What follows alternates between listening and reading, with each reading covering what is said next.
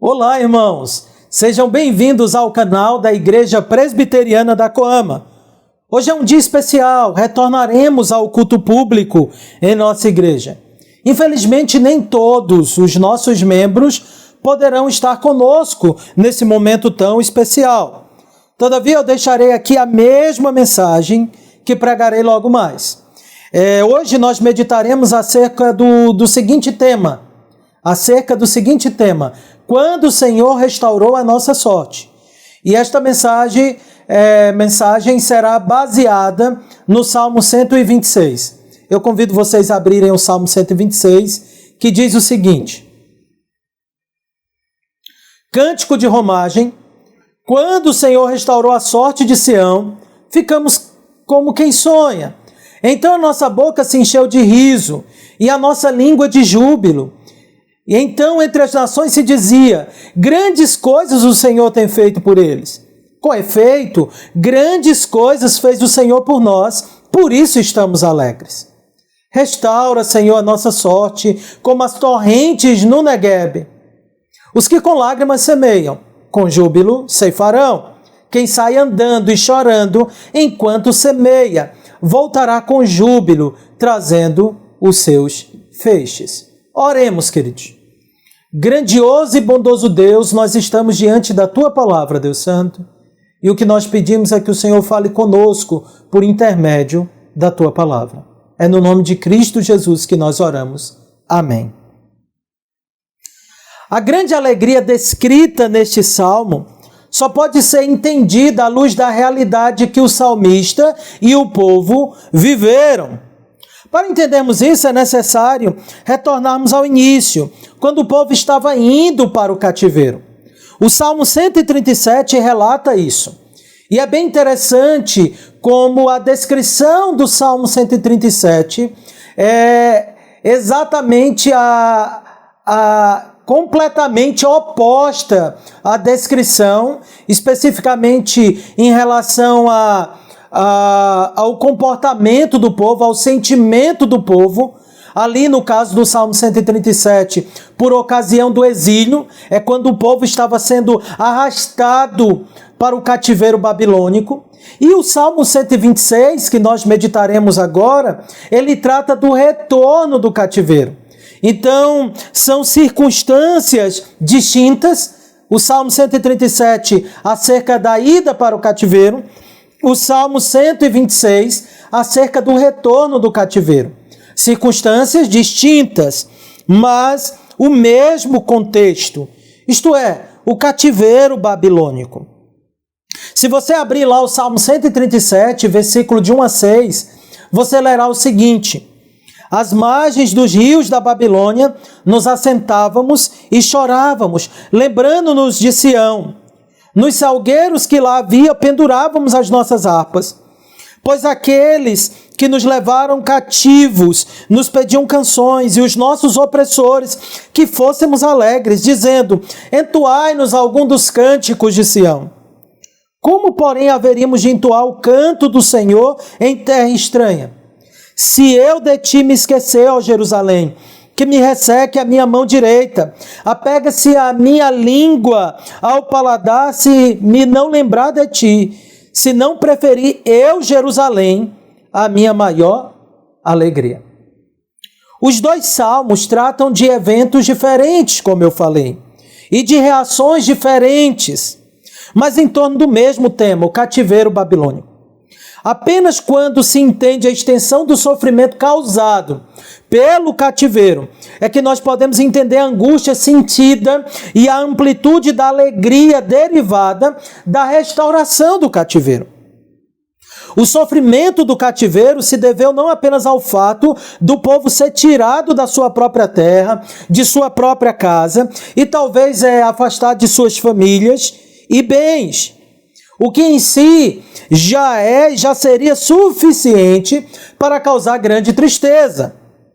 Mas há um elemento ainda mais perturbador. O fato de que o cativeiro representava a disciplina do Senhor, a ira de Deus contra um povo rebelde, as imprecações da quebra do pacto. O livro de Lamentações de Jeremias nos ensina acerca disso, lá no capítulo 1, no versículo de 3 a 5, olha a descrição que nos é dada acerca desse cativeiro, do povo no cativeiro.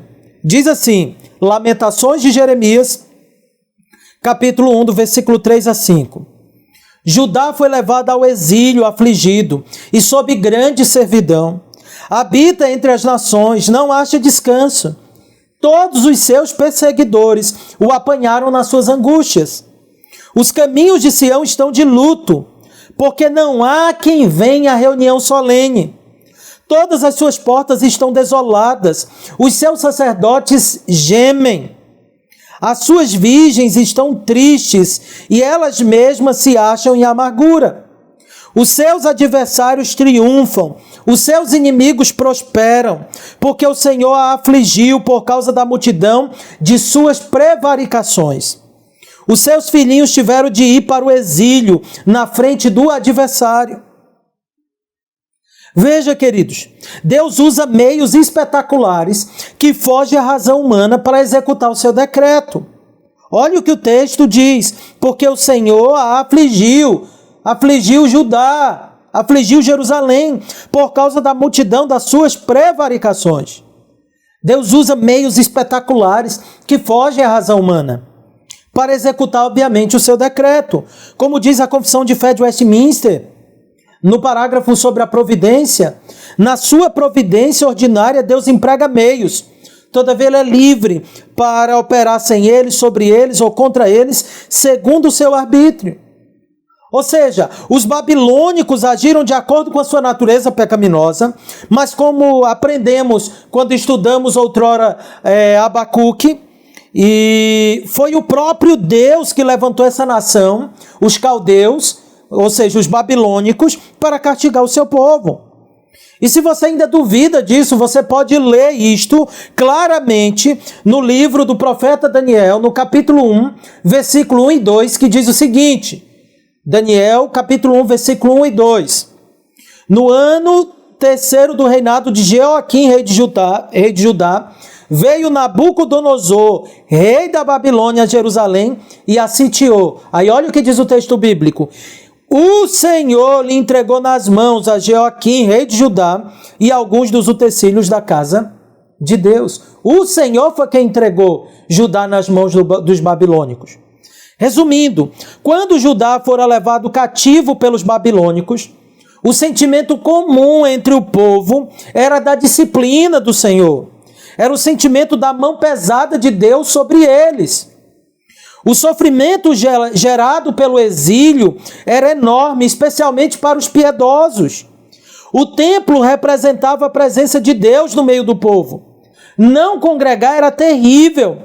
Era pior do que morrer para os piedosos.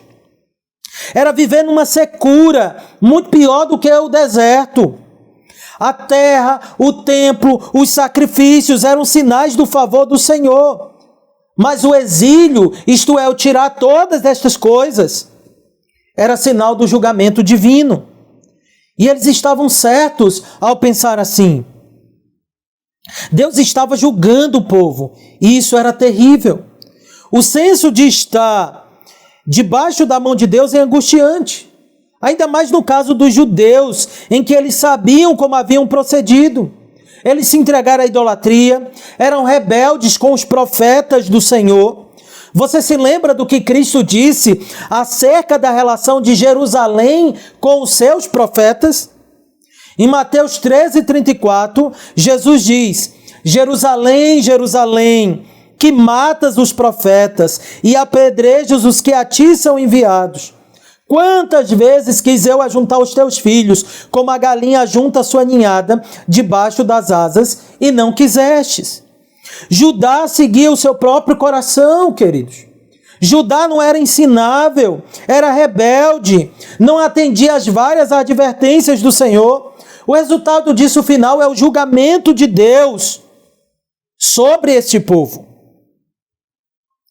sobre Judá. O julgamento finalmente chegou sobre eles. Saber que a punição é resultado dos nossos pecados é motivo de grande choro. Quantas vezes Deus tem nos disciplinado por conta das nossas constantes quebras do pacto? Por causa de nossa rebeldia, do nosso orgulho em não sermos ensináveis. Muitas vezes temos sido assaltados por constantes sofrimentos e não paramos para refletir acerca do que Deus deseja nos ensinar. Sabemos que o sofrimento, queridos, é pedagógico, mas muitas vezes nós ignoramos o aprendizado. Então veja, se a vida no cativeiro era terrível por tudo aquilo que nós vimos, por ser tirado da terra, por ser afastado do local de culto, por representar o julgamento divino, o retorno do cativeiro, então, deveria ser motivo de grande e maior alegria do que o sofrimento sentido por conta de ir para o cativeiro. Haviam promessas de retorno. Deus não apenas enviou e prometeu o cativeiro, mas inclusive a restauração ao povo. E o retorno, obviamente, representaria a bênção do Senhor. Era o sinal do favor do Senhor sobre o povo, como na época do cativeiro egípcio, conforme relatado lá em Êxodo 2, 23 a 25, que os filhos de Israel gemiam sob a servidão, e por causa dela, o seu clamor subiu a Deus. Ouvindo Deus o seu gemido, lembrou-se da sua aliança com Abraão, com Isaque e com Jacó. E viu Deus os filhos de Israel e atentou para a sua condição. O mesmo aconteceu aqui. Novamente Deus é favorável para com Judá, no contexto do seu cativeiro, do cativeiro de Judá. A sorte do povo então foi restaurada. E o que é que nós lemos nesse Salmo 126, no versículo 1 e na parte A do versículo 2? Lemos o seguinte: quando o Senhor restaurou a sorte de Sião, ficamos como quem sonha. Então a nossa boca se encheu de riso e a nossa língua de júbilo. O termo sorte aqui está colocado como sinônimo de fortuna, de prosperidade, de vida ou da boa condição de vida. Também uma tradução possível para sorte seria restauração, por ter a mesma raiz do verbo restaurar que está no versículo também. Embora ficaria redundante se disséssemos quando o Senhor restaurou a restauração de Sião. Contudo, apesar da redundância, essa é a ideia mesmo do salmista. A ideia é que o Senhor mais uma vez trouxe o povo a uma condição de restauração. Algo bem representado pela edificação dos muros de Jerusalém e da reconstrução do templo. É um retorno a viver debaixo de uma condição bem-aventurada. O retorno do exílio representa tudo isso. Contudo, nós aprendemos neste salmo que aqui em nossa peregrinação é possível gozar tanto bênçãos espirituais quanto temporais. Algo exemplificado aqui no retorno de alguns judeus do cativeiro babilônico para Jerusalém, também pela reconstrução do templo. De um modo similar, nós sentimos a mesma alegria hoje ao retornar do nosso exílio, ou do exílio do coronavírus, para a Santa Assembleia, para o culto solene ao nosso Deus. Temos um sentimento parecido. Estávamos privados de cultuar e agora nos é permitido cultuar. Esse paralelo entre a realidade antiga dos judeus e as situações semiescas da igreja no decorrer da história é explicado pelo reformador francês João Calvino quando disse: visto que a restauração ao seu próprio país foi uma prova da renovação de sua adoção divina, não é surpresa encontrarmos o profeta afirmando que sua boca estava cheia de riso e a sua língua de exultação. Com júbilo semelhante, preste atenção nisso que Calvino diz, com júbilo semelhante, conseguimos nos dias atuais, isto é, nos dias de Calvino, exultar quando Deus congrega a sua igreja. E o fato de que a infeliz dispersão da igreja não produz em nossa mente tristeza e lamentação é uma evidência indubitável de que somos insensíveis. Ora, nós podemos sentir e sentimos de fato a mesma coisa, porque assim como esses judeus, nós fomos afastados do culto público, da Santa Assembleia, do verdadeiro Sião, da comunhão íntima com os santos, de ouvir a vox Dei, a voz de Deus por meio da pregação. Logo, o nosso retorno é motivo de imensa e tamanha alegria, como que saindo de um exílio, do nosso exílio, do exílio do coronavírus. Quando o salmista diz que ficou como quem sonha, ele não tem em mente apenas a perplexidade diante de uma excelente ocorrência por vir. Não é apenas um sentimento bom acerca de um sonho que será realizado. Aqui a ideia é mais profunda e aponta para o caráter extraordinário e milagroso do que estava ocorrendo. Sonhos, como você bem deve saber, era um dos recursos revelacionais do Antigo Testamento. Basta se lembrar do sonho de Nabucodonosor interpretado por Daniel, ou do sonho de José, ou os sonhos interpretados por ele, ou ainda o sonho de José, que José, o pai de Jesus Cristo, também teve. Enfim, os sonhos eram canais extraordinários de Deus revelar os acontecimentos extraordinários ao seu próprio povo. Ao ficar como quem sonha, a ideia aqui é de alguém que recebeu uma revelação extraordinária sobre um evento miraculoso. E de fato, queridos, o retorno do exílio era um evento miraculoso. Apenas o Senhor poderia fazer isso. E fez por meio do servo que ele prometera levantar antes mesmo que esse servo existisse. No caso de Ciro, que foi prometido como libertador do povo, que daria liberdade para o povo retornar ao templo. O Senhor havia prometido levantar Ciro antes que Ciro existisse. Isso evidencia como o Senhor sempre teve controle da história. Ao saber e testemunhar disso, o povo então entendeu que isso de fato foi resposta do Senhor. Por isso os judeus ficaram como quem sonha, como quem foi contemplado com uma revelação. Ora, queridos, que grande alegria é receber uma revelação do Senhor, libertadora, literalmente. Quão alegre você está por retornar ao culto solene. Você chorou, se entristeceu de ter sido exilado desse momento. Foi motivo de angústia para a sua alma. Você pode dizer junto com o salmista no Salmo 137 que preferiria que sua língua se apegasse ao paladar do que esquecer de Jerusalém, que é a igreja do Senhor. Você pode dizer ainda que prefere Jerusalém, isto é, a igreja do Senhor, do que sua maior alegria, como o salmista fala no Salmo 137.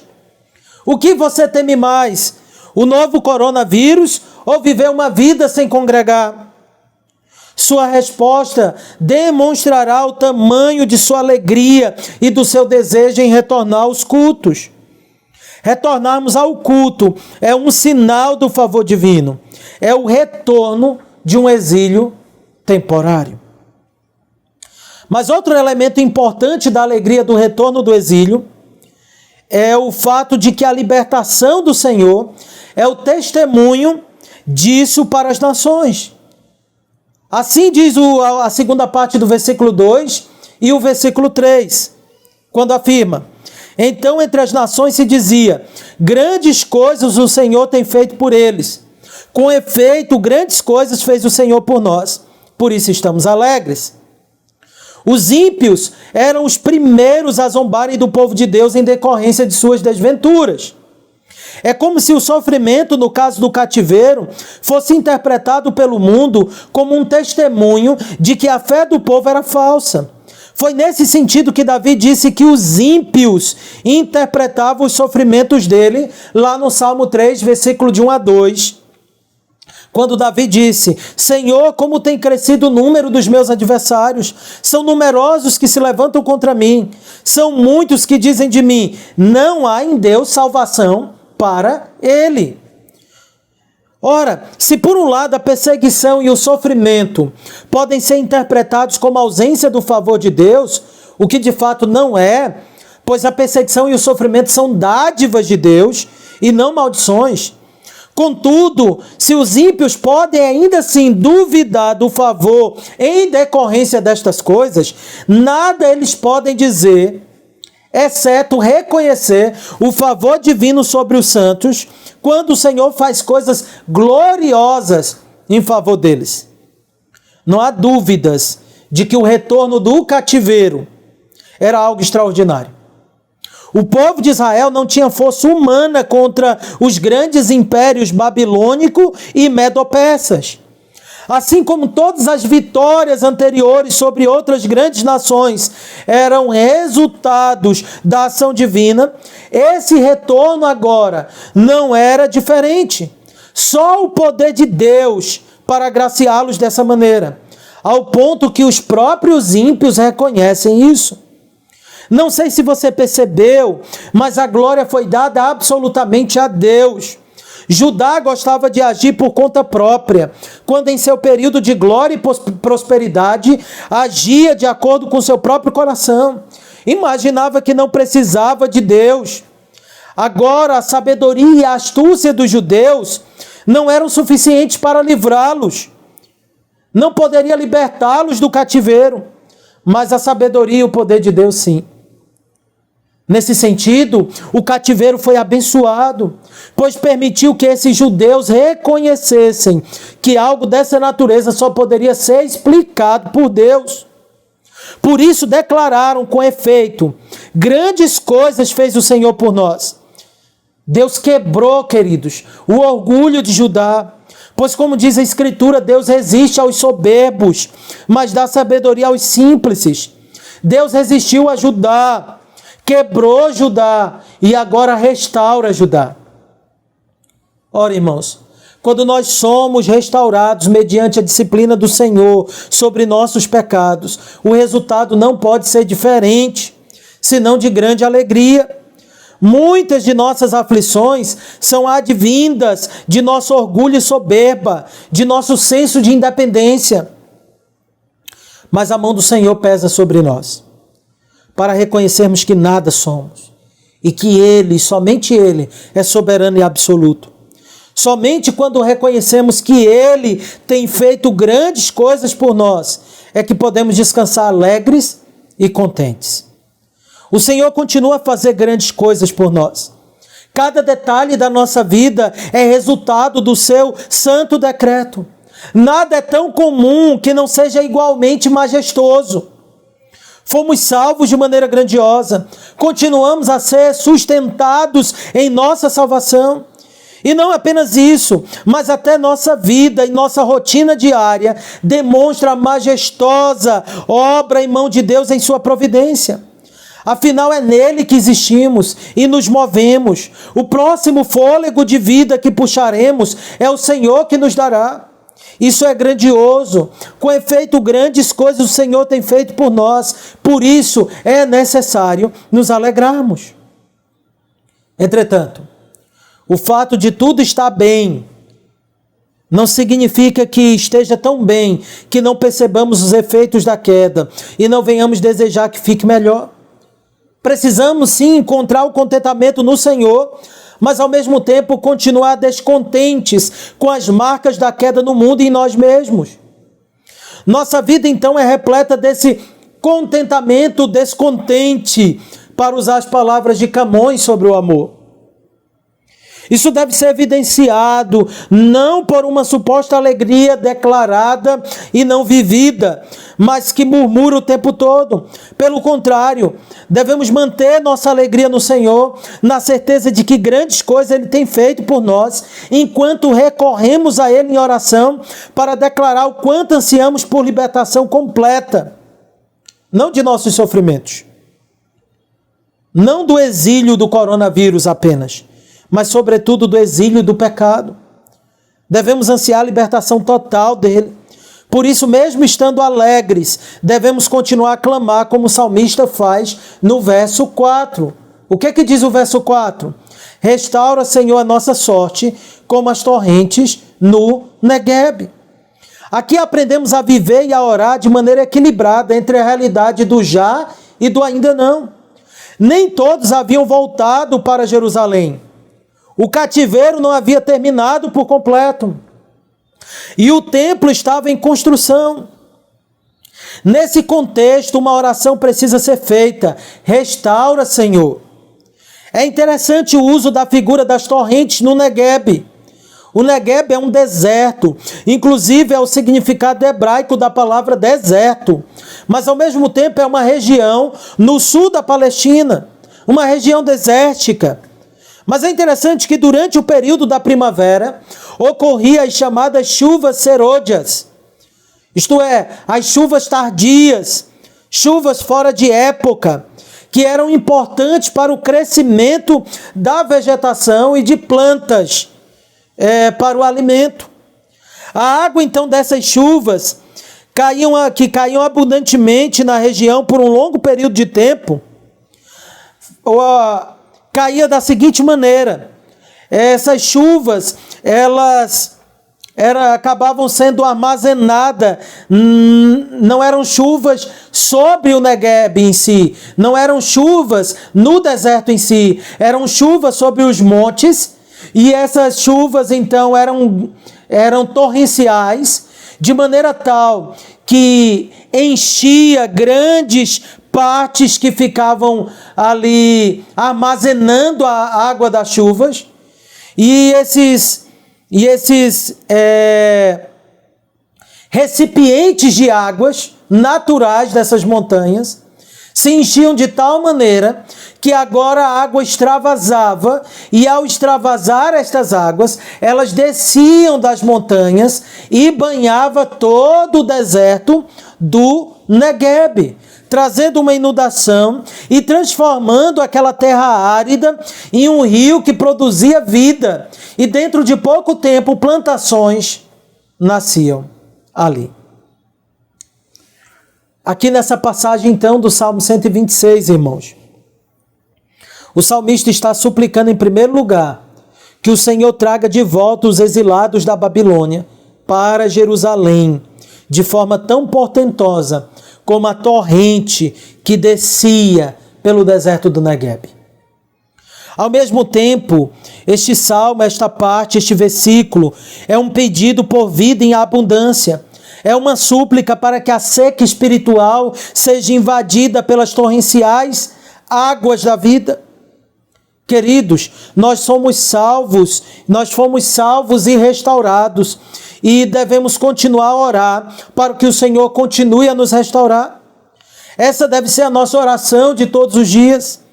A nova criação já começou em nós. Somos novas criaturas, mas ainda estamos em construção. Há épocas da nossa vida que carecemos de maneira ainda mais vívida e nítida de chuvas torrenciais da graça de Deus, inundando o deserto da nossa devoção.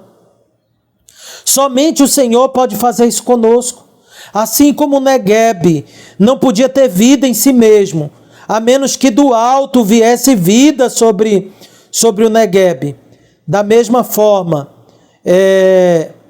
acontece conosco. Da mesma forma, nós necessitamos absolutamente da provisão que vem do alto. Outro fato interessante também, queridos, é que ao retornarmos ao culto, lamentamos o fato de que nem todos podem estar presentes conosco. Então o Senhor restaurou a nossa sorte, retornamos ao culto, mas uma boa parte ainda não havia retornado.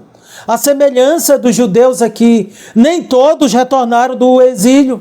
Por isso o salmista ora: restaura, Senhor, a nossa sorte como a torrente do Negueb, como nas torrentes no Negueb.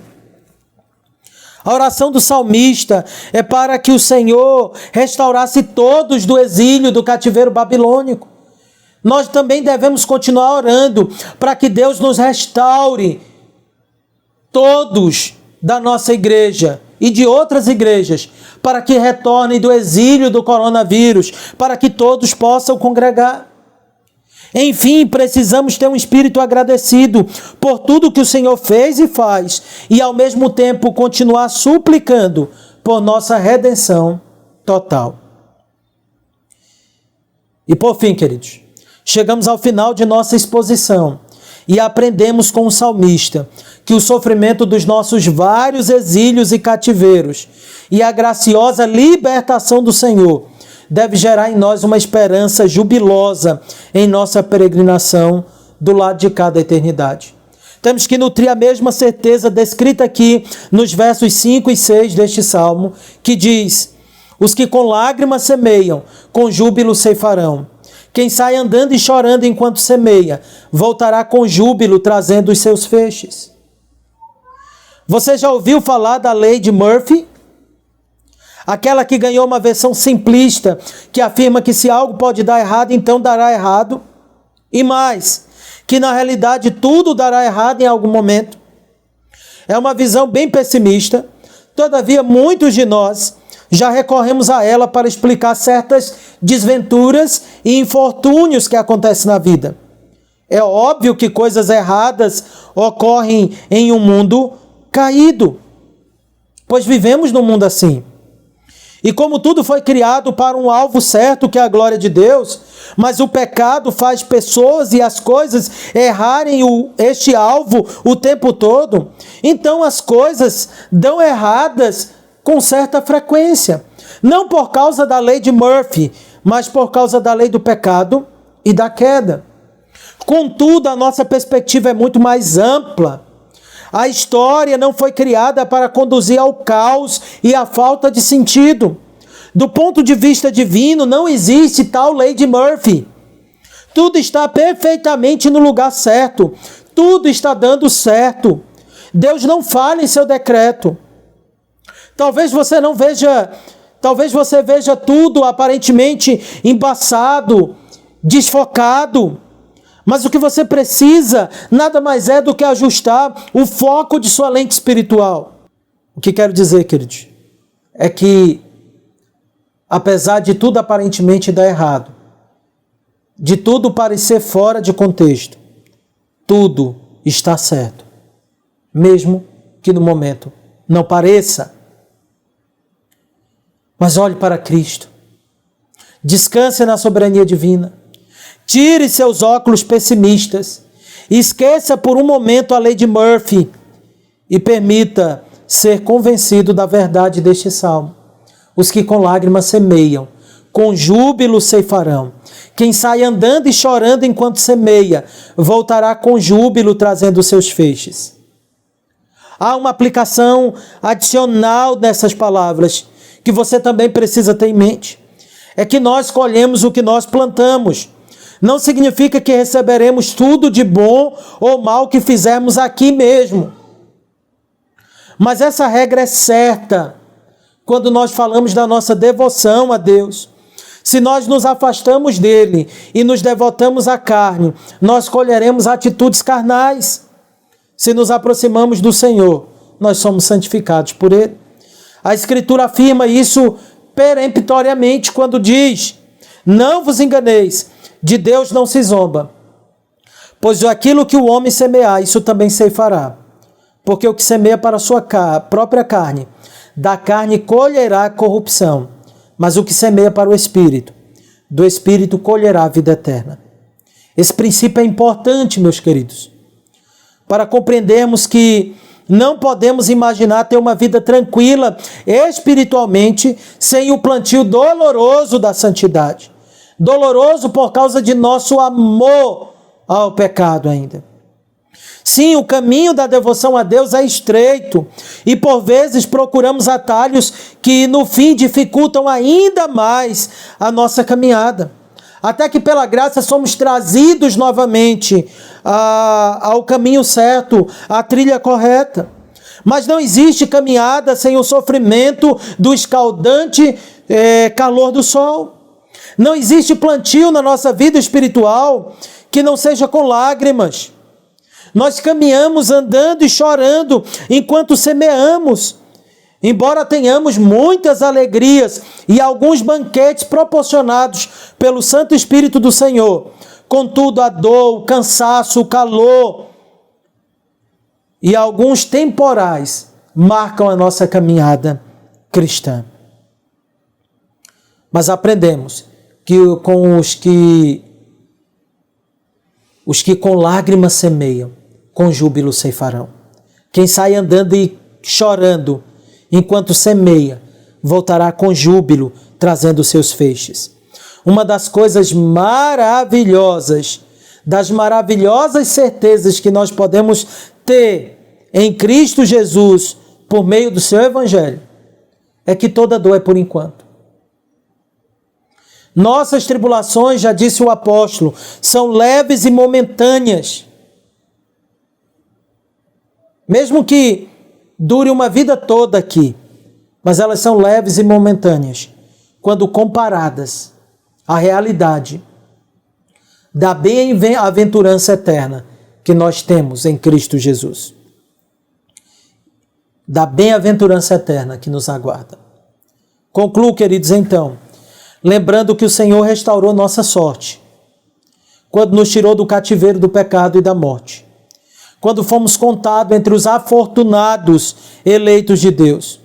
O Senhor restaurou nossa sorte, quando Cristo morreu naquela cruz maldita, no lugar de pecadores perversos e cruéis, como eu e vocês. O Senhor restaurou nossa sorte, quando pelo seu Espírito nos deu vida juntamente com Cristo, quando nos chamou eficazmente, quando nos converteu das trevas para a luz, quando nos declarou justos com base nos méritos de seu Filho, Senhor Jesus Cristo, quando nós fomos adotados como filhos e passamos a fazer parte da família de Deus. Nossa sorte continua sendo restaurada através do processo contínuo de santificação, iniciado e continuado pelo Espírito Santo. O Senhor restaurou a nossa sorte e continua a fazê-lo, ao manter-nos no caminho da perseverança dos santos, com a esperança da nossa redenção final, que será consumada. Ao olharmos isso tudo, nós só temos uma certeza: com efeito, grandes coisas o Senhor tem feito por nós. Por isso estamos e devemos ficar alegres. Até o momento que aprendamos a trazer os nossos feixes e o fruto do trabalho de Deus em nós, com um júbilo nos lábios, na certeza do júbilo final e eterno que o Senhor nos promete. A Deus toda a glória. E de fato, o Senhor restaurou a nossa sorte. O nosso sentimento é o sentimento de quem sonha. O nosso sentimento é de que grandes coisas o Senhor tem feito por nós e continua a fazer. A Ele toda a glória e a nós pertence a alegria. Vamos orar. Gracioso e bondoso Deus, aplica, ó Deus Santo, a Tua palavra ao nosso coração. É o que nós pedimos em nome de Cristo Jesus. Amém. Pessoal, assim está encerrado a nossa exposição. Deus abençoe a todos e até terça-feira.